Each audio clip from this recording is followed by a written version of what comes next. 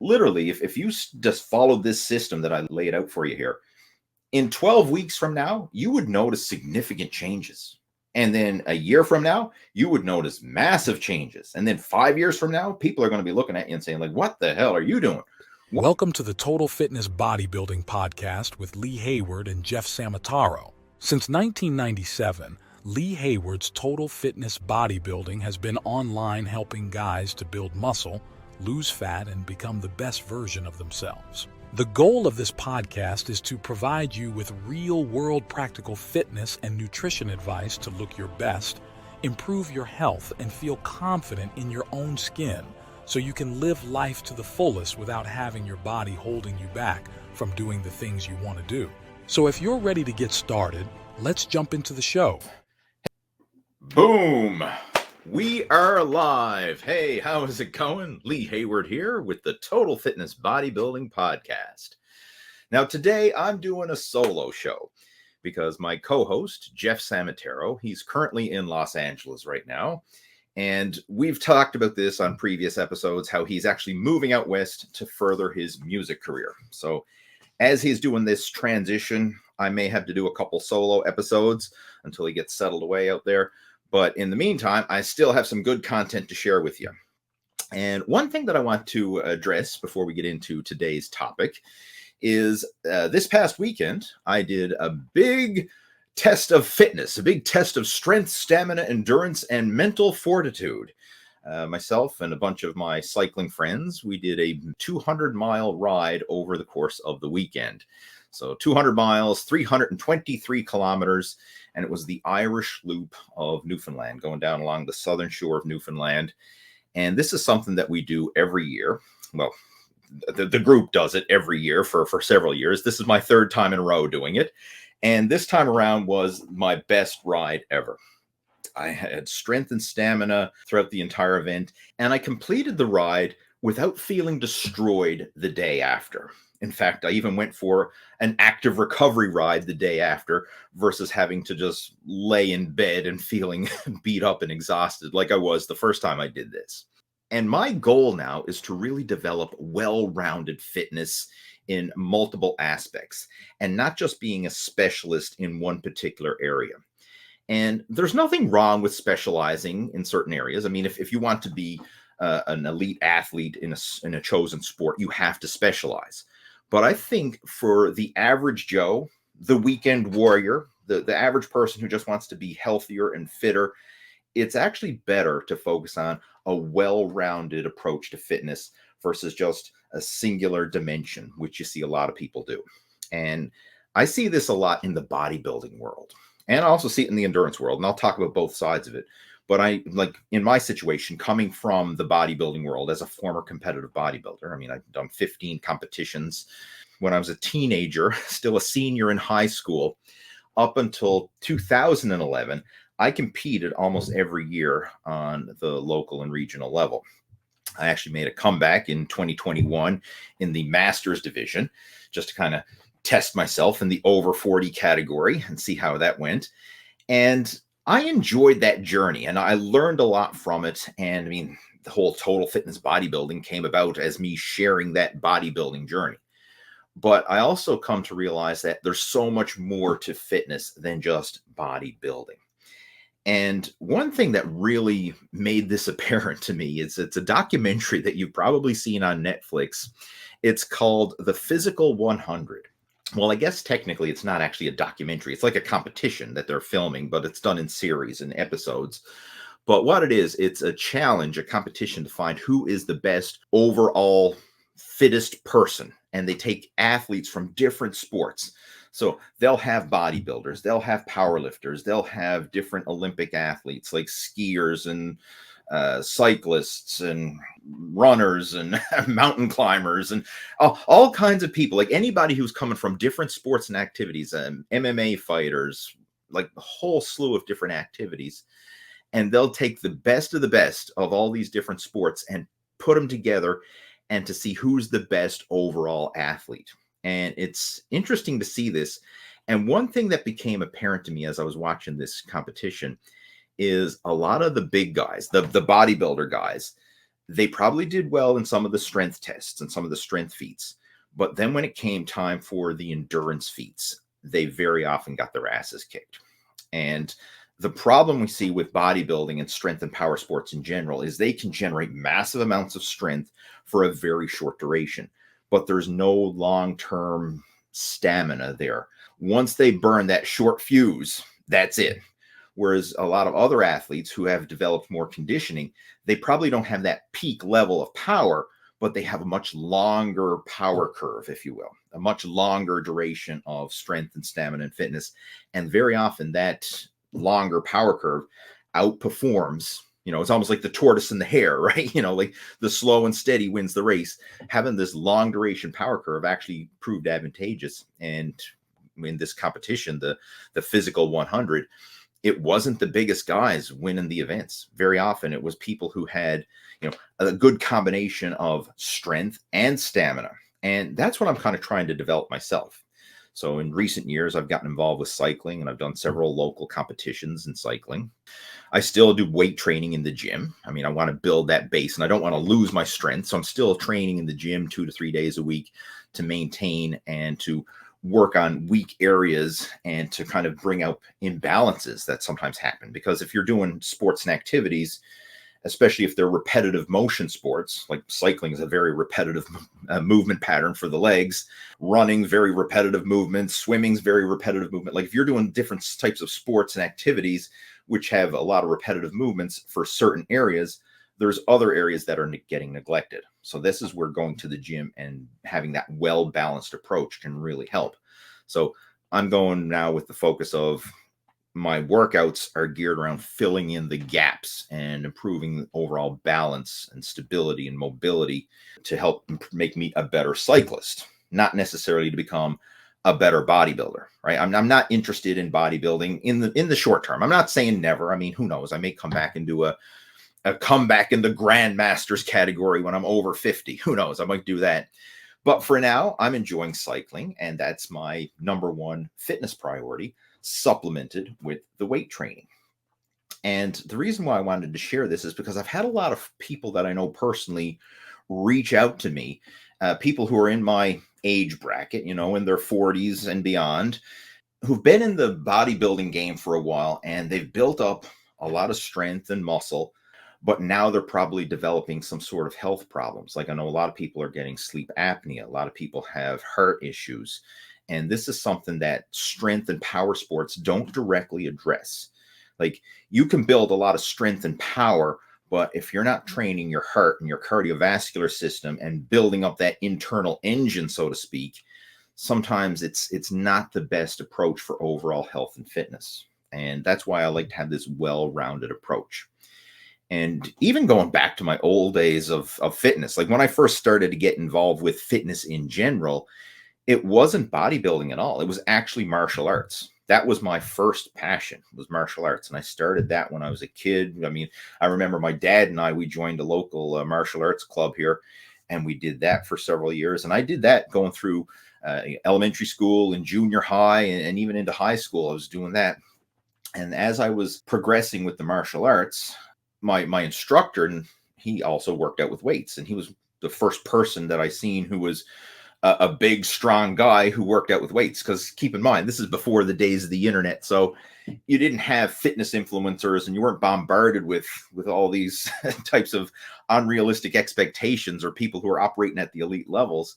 To see someone in person who was actually fit and jacked and muscular and strong and everything else, that was kind of rare back in the day. So he had a big influence on my training early on, and I started lifting weights with him. And ironically, I started to develop more of a passion for the weight training side than I did for the martial arts side. And he's seen that in me. And he said, you know what? I can tell you're really passionate about bodybuilding and working out and lifting weights, but I'm seeing you're not putting the same drive into your martial arts training. And he said, like, what do you want to focus on?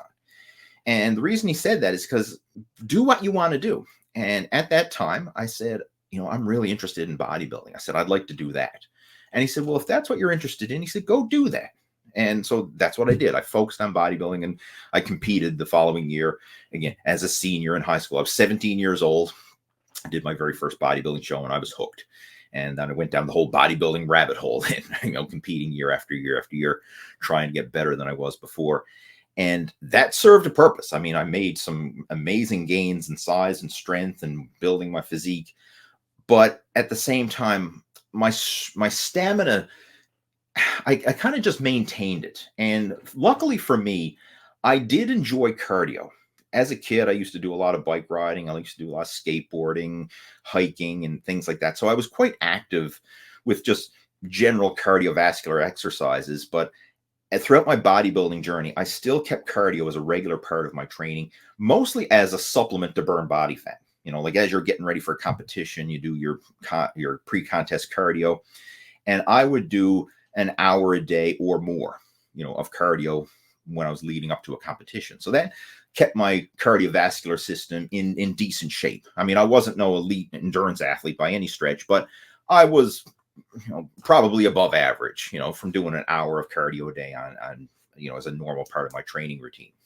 That helped lay a foundation. So now when I've transitioned into cycling in recent years, that base really helped. So now that I've amped up my cardio training and prioritizing that foundation that I had laid when I was competing in bodybuilding and doing cardio as a tool to strip away that body fat, that's helped me now when it comes to the cycling.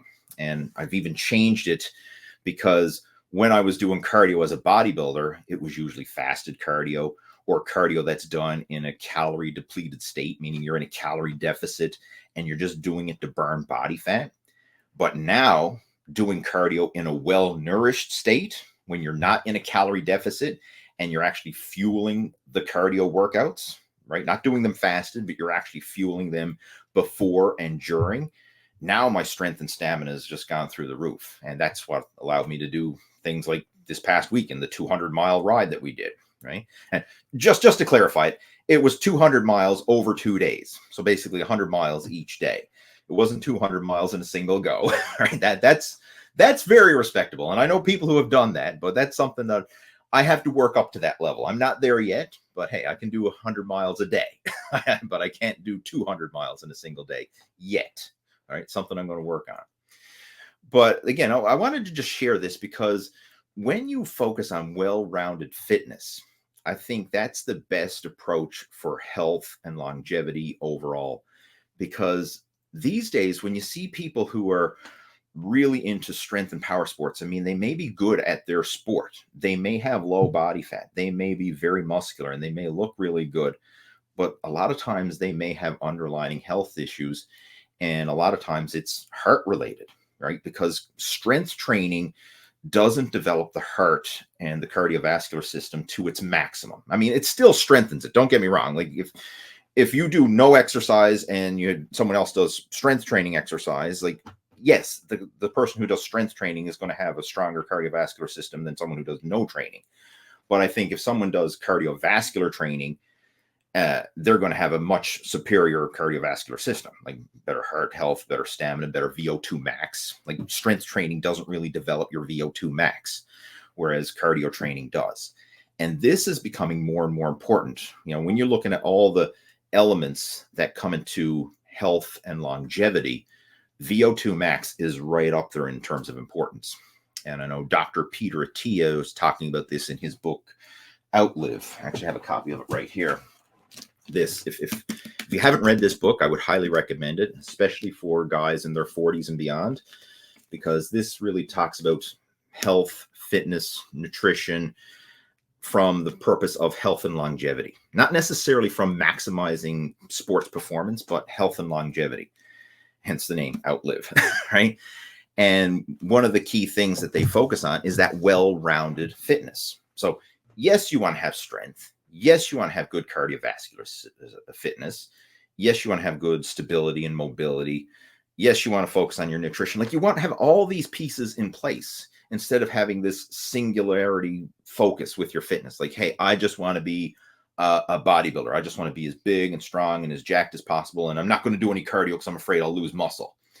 Or the other extreme, I'm just going to do cardio and I just want to be as small and as lean as possible. And I don't want to lift weights because I'm afraid if I lift weights, I'm going to get too bulky and I'm going to be muscle bound and slow. Like you want to have that well-rounded approach, right? Especially for the average person. You want well-rounded fitness. Now, I can understand if you're an elite athlete and you're a professional bodybuilder. Okay, obviously you're going to prioritize bodybuilding because that's your livelihood. Or if you're a professional endurance athlete, like right now as I'm filming this podcast, we're right in the middle of the Tour de France, right? So if someone's a Tour de France cyclist and that is your ambition, obviously you don't want to have a massive muscular physique because that will literally slow you down, at that extreme level.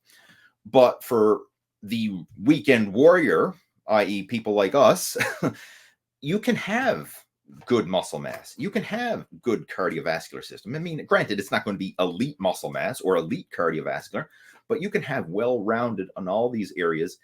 And from a health and longevity point of view, that's the best way to go about it.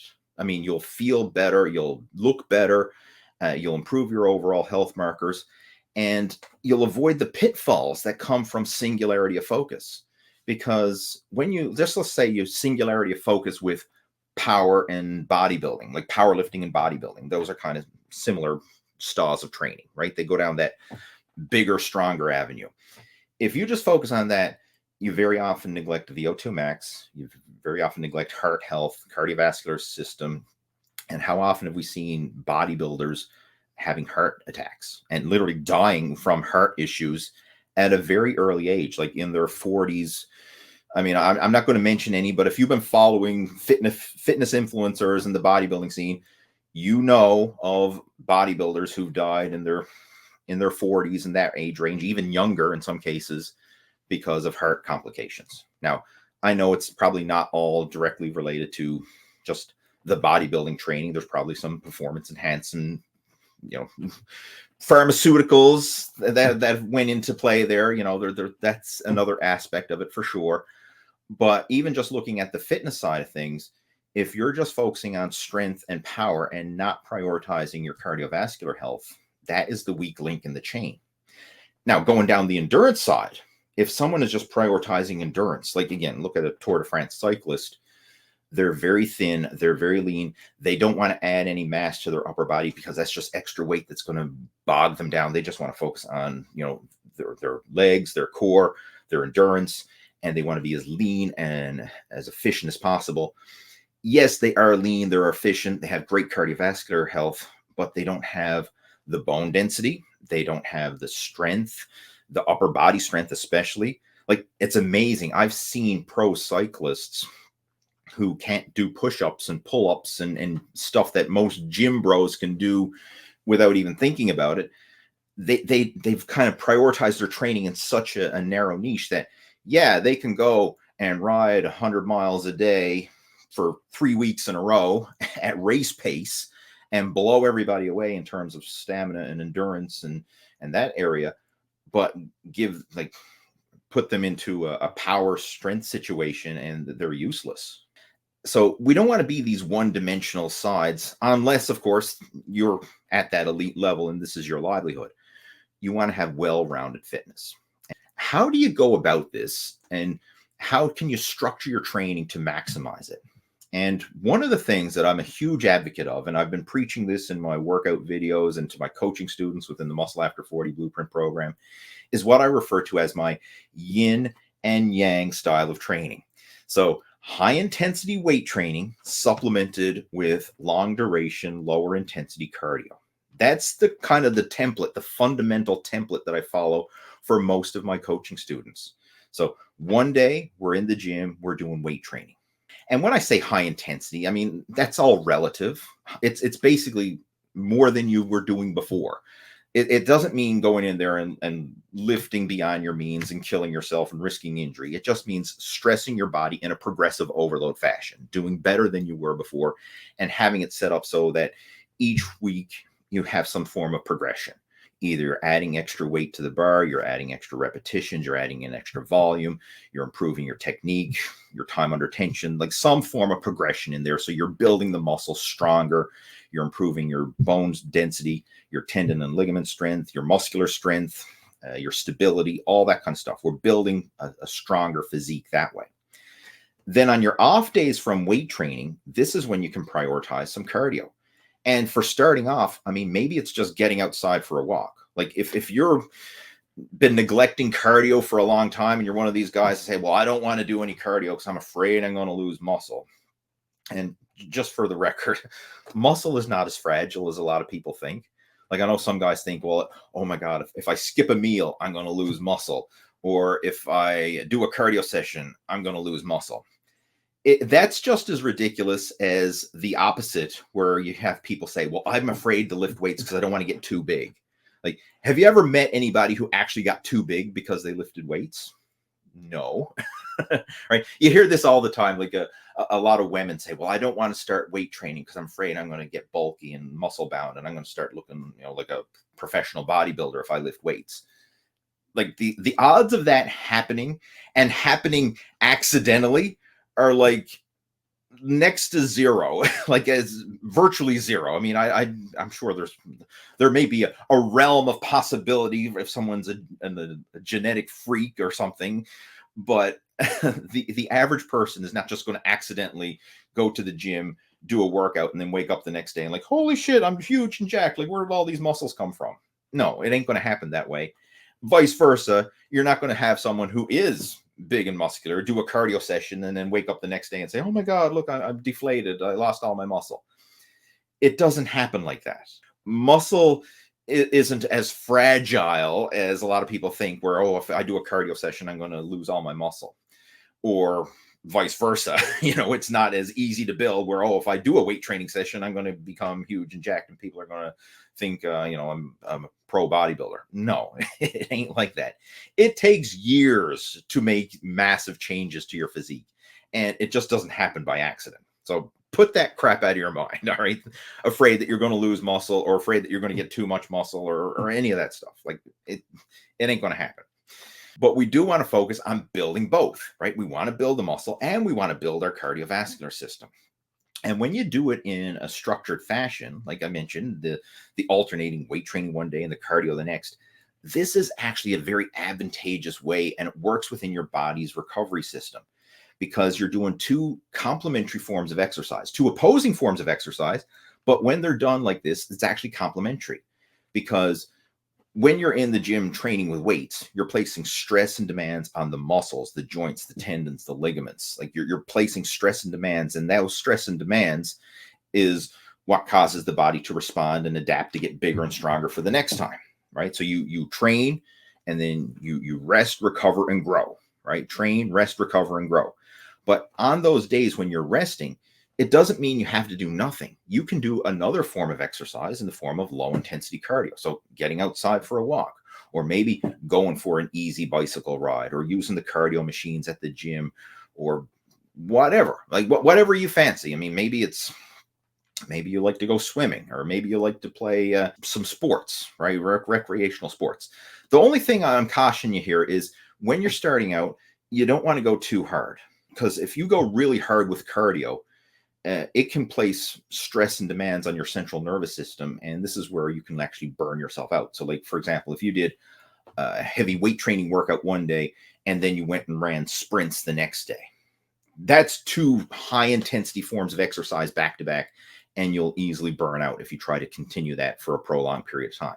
But if you did a heavy weight training workout one day, and again, heavy is relative to the individual, right? Don't take this the wrong way. Heavy for you, right? A heavy weight training workout one day, and then did a lower intensity cardio session the next day. And when we say low intensity, in the cardio world, we refer to this as zone 2, which means it's going at a pace that you can sustain without feeling like you're exhausting yourself. Like it's not easy, but it's not hard.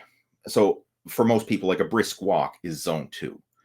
A gentle stroll on the beach, or walking through the grocery store, pushing your shopping cart, that's zone 1, where it's you're moving, but it's effortless movement. Zone 2 is movement with a purpose. And then zone 3 and beyond, that's when you're actually pushing yourself. Like that's running, or all the way up to sprinting, where you're going max effort and something you can only sustain for a few seconds. Zone 2 is movement with a purpose, where you're exercising, but it's not exhausting. Like you could literally keep this up for over an hour easily if you had to. Like most people could brisk walk for an hour or more if they had to, no trouble. And that's what you want to do.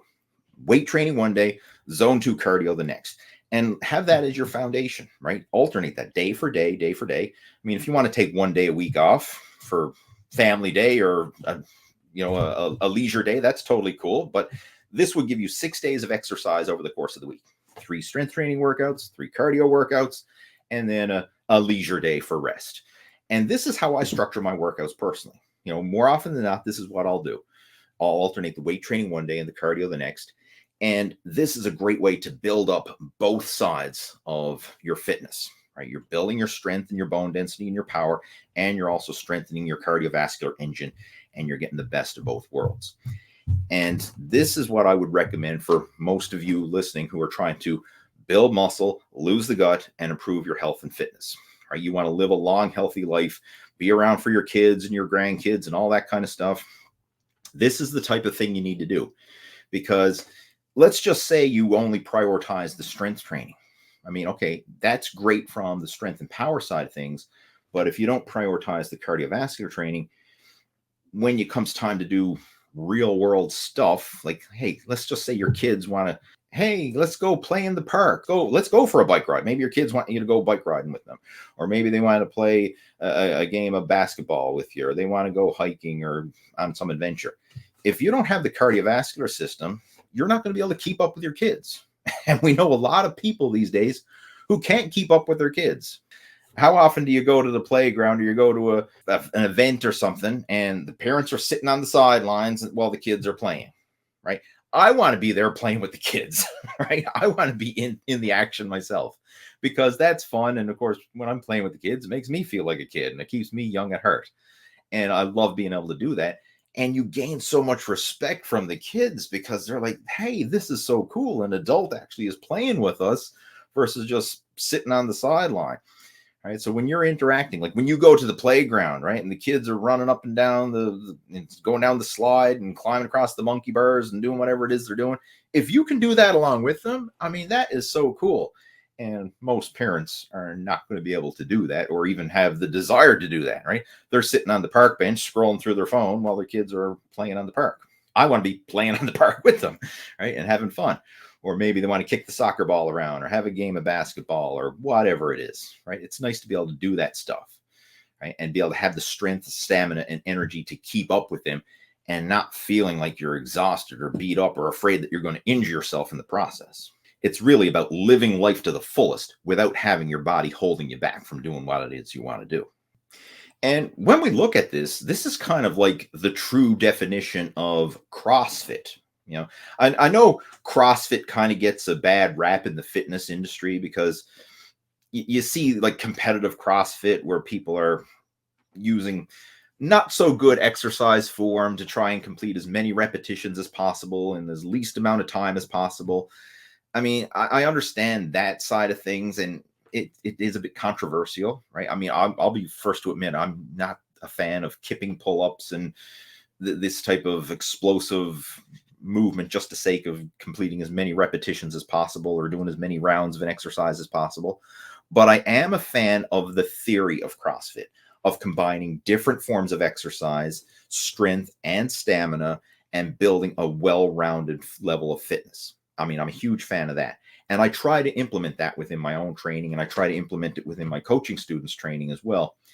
But we do so lifting with proper form, lifting within your means, not necessarily trying to keep up with someone who's at another level, which that often leads to injuries. Like you see a lot of people, they go to these CrossFit boxes, and you're in a group setting, and you might have someone who's really advanced, and then you have someone who's so-so shape, and then you have a beginner, and they're all trying to compete with each other.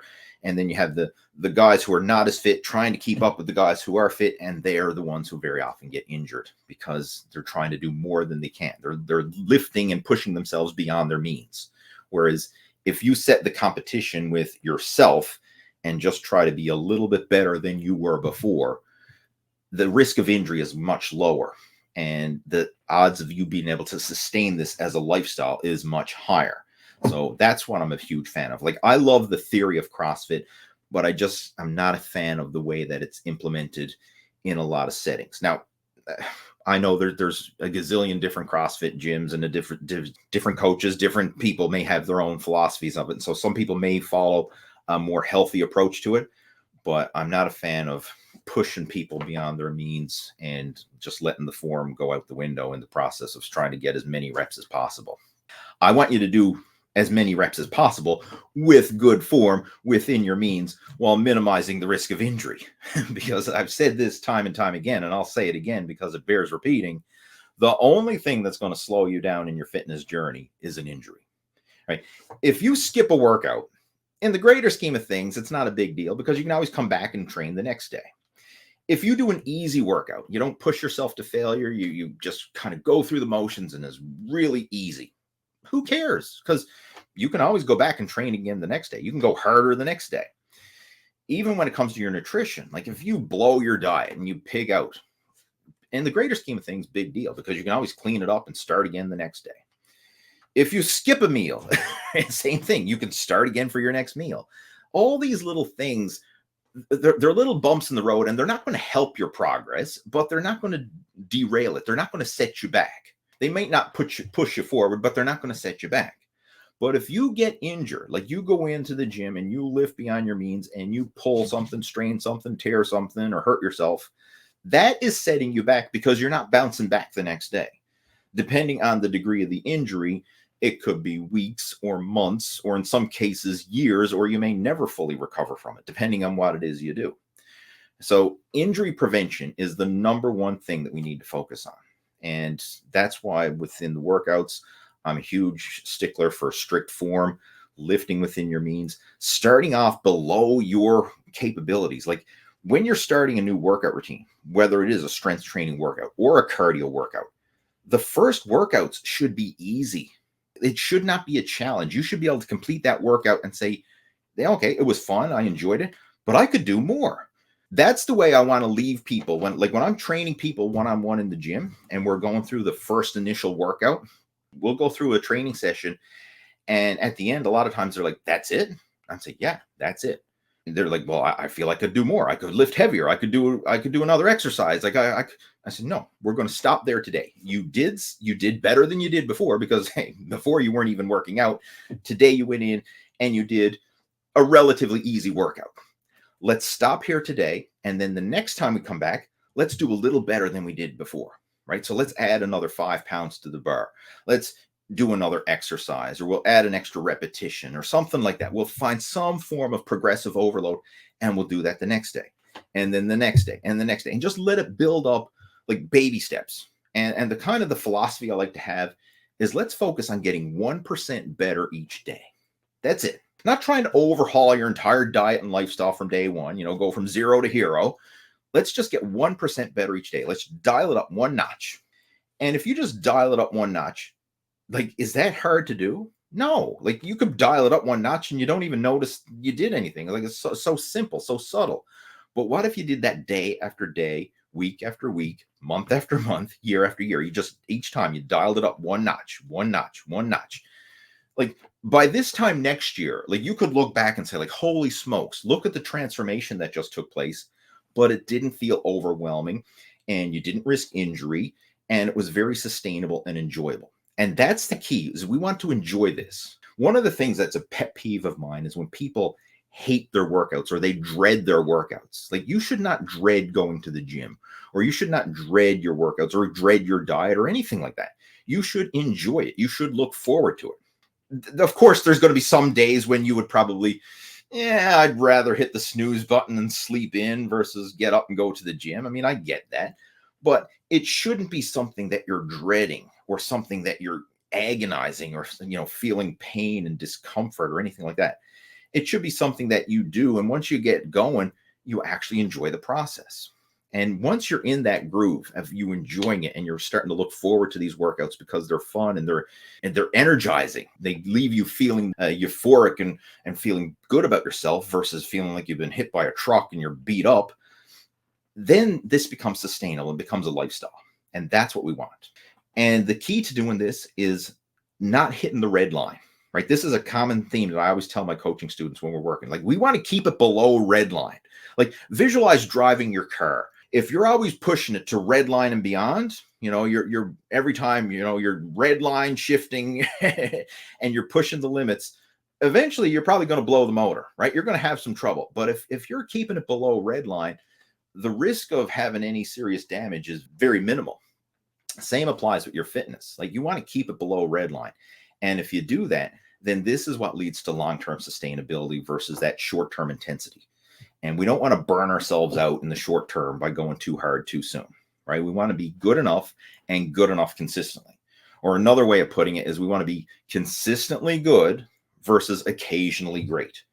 And unfortunately, when it comes to fitness, most people have this occasionally great mindset where, okay, when all my ducks are in a row and everything is perfect, then I'm going to go in and I'm going to follow that hardcore diet. I'm going to follow that hardcore workout and I'm going to give it 100% and I'm going to get in shape as fast as possible when everything's perfect. We often see this, in New Year's resolution, for example, like everyone's feeling fat and guilty after the holidays. And then from January 1st, that's it. Going on a crash diet, joining the gym. I'm working out 2 hours a day. I'm burning the candle at both ends. And they keep that up for maybe 3 weeks. And then they're like, bleh, screw this. I quit. Or another time when you see people like making the push for summer vacation, right? Maybe you've gone through that now. You say, oh, summer's just around the corner. That's it. I got to go low carb. I got to starve myself. I got to do cardio. I got to weight train. I got to hit the gym. I got blah, blah, blah, blah, blah. And you burn yourself out and you maybe stick with it for a few weeks and then you quit. You see this over and over again. Whereas you just want to be better than you were before. Like, think of good enough and good enough consistently and do it over the long term. Because anybody that you admire, whose health and physique and fitness that you admire and say, you know what, I'd like to be like that person. I'm willing to bet 99 times out of 100 that the people you admire, they didn't get in shape with some crazy crash diet or some quick fix solution. They've probably been doing this for years. Even the young guys, like, if you're going on the social media and you're seeing the Instagram fitness influencers or YouTube fitness influencers or whatever, like even the guys who are in their mid-20s, a lot of them started in their mid-teens. So you're seeing someone who's 25 and jacked, they probably started 5 or 10 years ago. So they still have a 5 or 10 year foundation to get to where they are. Like, it just didn't happen in the matter of 3 months, some 90-day transformation or whatever. It still takes time, but if you're good enough and you're good enough consistently and you enjoy the process, you can put in the time and let the results happen rather than trying to force them to happen.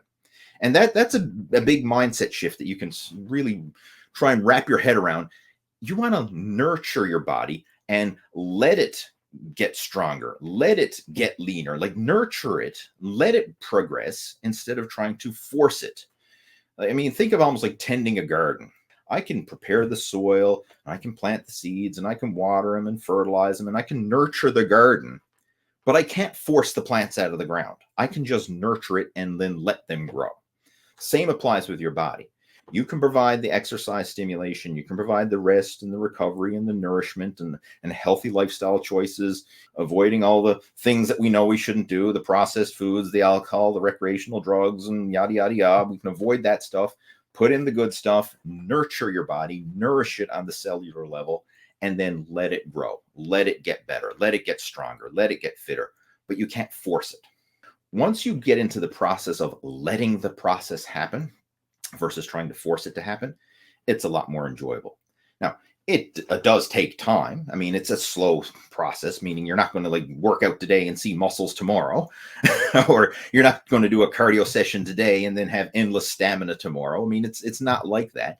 But if you let it compound over the course of weeks and months, it's amazing how much progress you can make. Literally, if you just follow this system that I laid out for you here, in 12 weeks from now, you would notice significant changes. And then a year from now, you would notice massive changes. And then 5 years from now, people are going to be looking at you and saying, like, what the hell are you doing? What are you taking? What's the secret? What's the shortcut, right? Everyone's going to be like, what's the hack? What's the trick? And there is no hack. There is no trick. It's just consistency. Consistency over the long term beats that short-term intensity. And we want to do so with well-rounded fitness approach, right? We want to focus on the strength. We want to focus on the cardio. We also want to focus on flexibility and mobility.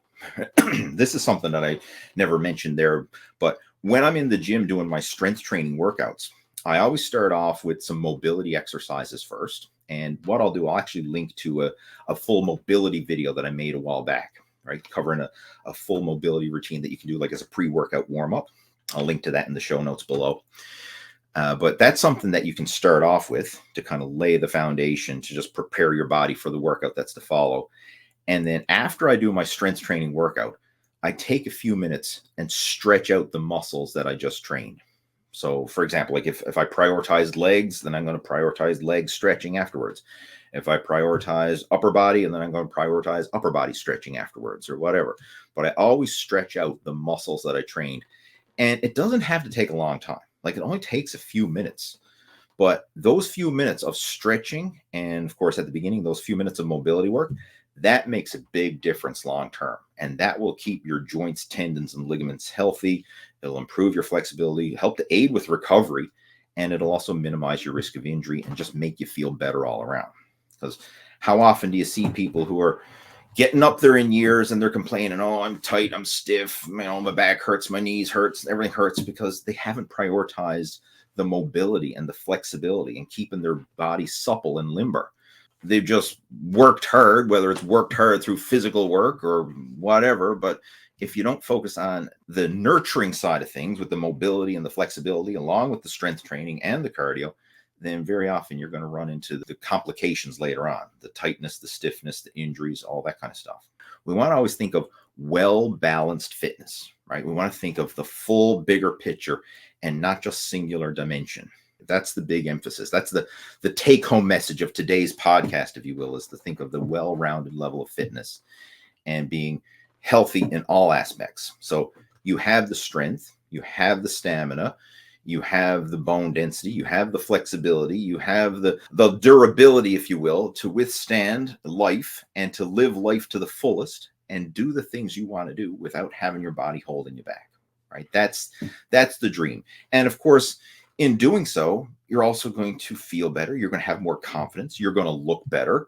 And that's going to carry over into improving other aspects of your life, right? That'll help to improve your business success or your career success, and it'll improve your relationship success. I mean, if you feel good about yourself physically, you're going to be more desirable for a partner, or, if you're already in a relationship, you'll be more desirable to the partner you have. If you're single, you'll be more desirable to find a suitable partner for yourself.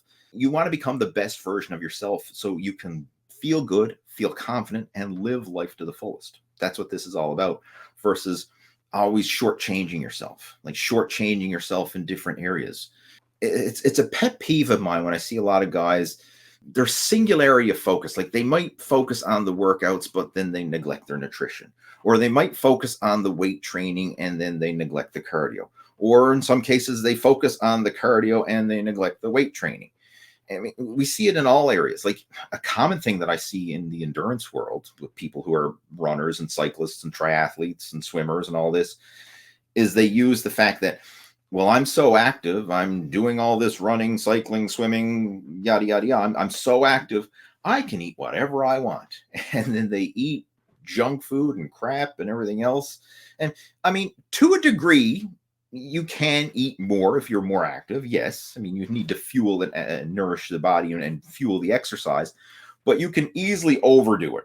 And a lot of times you see endurance athletes who do a lot of running, do a lot of cardio, do a lot of activity, but they're still overweight because they're eating too damn much. And very often they're eating foods that are not nourishing the body. They're just eating foods that they enjoy, the junk food, the processed food, and not the high nourishment food, like good quality protein and veggies and nutrient dense food that is going to nourish them on the cellular level and build their health and fitness and strength and stamina.